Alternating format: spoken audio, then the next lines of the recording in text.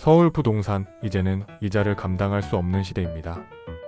대출 이자만 늘었지 월급은 그대로입니다. 요즘 부동산 시장에서 가장 자주 들리는 말입니다. 이 말은 그저 푸념이 아닙니다. 지금 우리가 마주한 현실에 압축된 보고서입니다. 최근 나온 한 통계는 그 현실을 적나라하게 보여줍니다. 서울 지역 주택담보대출 연체율이 역대 최고치를 또다시 경신했습니다. 한국은행에 따르면 2024년 4월 말 기준 서울 주담대 연체율은 0.35%. 그게 뭐가 높아? 하고 넘길 수도 있지만 이건 2019년 통계 작성 이후 가장 높은 수치입니다. 단순한 숫자가 아니라 지금 이자를 감당하지 못하고 있는 누군가의 고통이 드러난 수치입니다. 작년 말 0.31%였던 연체율은 2024년 들어 1월 0.34%, 2월 0.35%, 3월 0.34%를 기록하더니 결국 4월에도 0.35%에서 멈추질 않고 있습니다.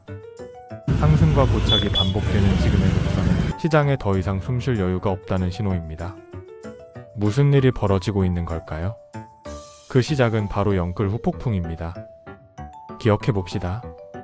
2019년부터 2021년까지 서울 집값은 그야말로 폭등했습니다. 정부는 지금이 기회라며 저금리 유동성을 공급했고 금리는 2%대 초반. 사람들은 기회를 놓치지 않겠다며 영혼까지 끌어모은 대출, 영끌로 내 집 마련에 나섰습니다. 그때 5억 원을 빌린 사람들은 매달 197만 원을 상환하면 됐습니다. 버틸 수 있었습니다. 하지만 지금은 다릅니다. 금리가 재조정된 후 같은 조건이라도 월 상환액은 234만 원, 월 37만 원, 연간 444만 원, 5년이면 2200만 원 가까운 추가 부담이 생긴 겁니다. 이건 한두 달의 고민이 아닙니다. 매달 지출 구조를 송두리째 바꾸는 고통입니다. 게다가 이 변화는 이제 막 시작됐습니다. 왜냐고요? 2019년에서 2020년에 대출받은 사람들의 5년 고정형 금리가 2024년부터 재조정되기 시작했기 때문입니다. 소득은 그만큼 올랐을까요? 아니요. 경기 침체, 실질임금 정책, 고용 불안이 겹치며 사람들의 수입은 제자리, 지출만 늘고 이자만 오르고 삶은 점점 조여오고 있습니다. 더 무서운 건 이 연체율 상승이 서울에서부터 시작됐다는 점입니다. 전국 주담대 총액 744조 중 서울에만 264조가 몰려 있습니다. 비중으로 따지면 무려 36%. 즉 서울에서 대출이 무너지기 시작하면 그 여파는 지방과 외곽 시장까지 줄줄이 영향을 미치게 됩니다. 게다가 사람들은 기대했습니다.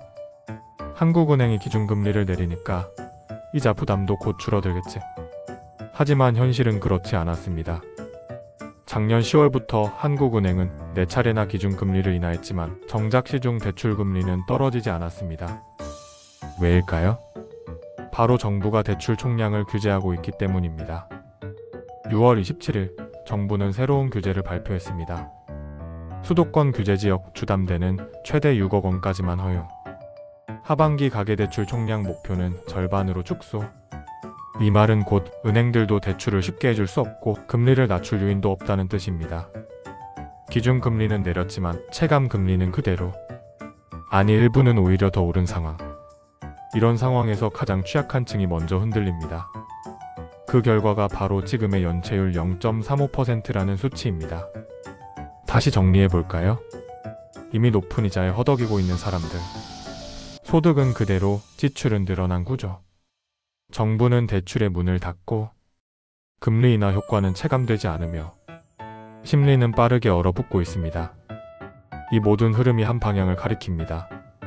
금융 시스템의 압력, 정책 신뢰의 흔들림, 그리고 실수요자의 생존 위기. 이제 연체율 상승은 단순한 수치 변화가 아닙니다. 우리에게 3가지 중요한 시그널을 던집니다. 첫째, 심리 붕괴의 시작입니다. 그래도 버티자던 분위기는 사라졌고 이젠 못 버티겠다는 현실이 시장을 지배하고 있습니다. 둘째, 연쇄 파장의 가능성입니다.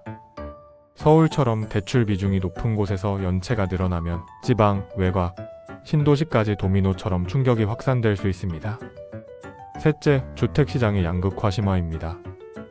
현금이 있는 사람은 하락장에서 기회를 찾겠지만 퇴출에 의존한 사람은 점점 빠져나올 수 없는 구덩이에 갇히는 구조가 됩니다.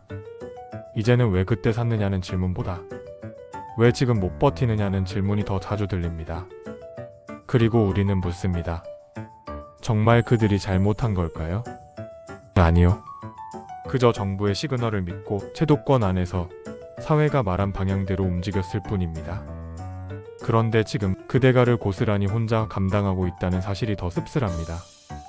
부동산 시장이 어떻게 흐를지는 아무도 단언할 수 없습니다. 하지만 한 가지는 분명합니다.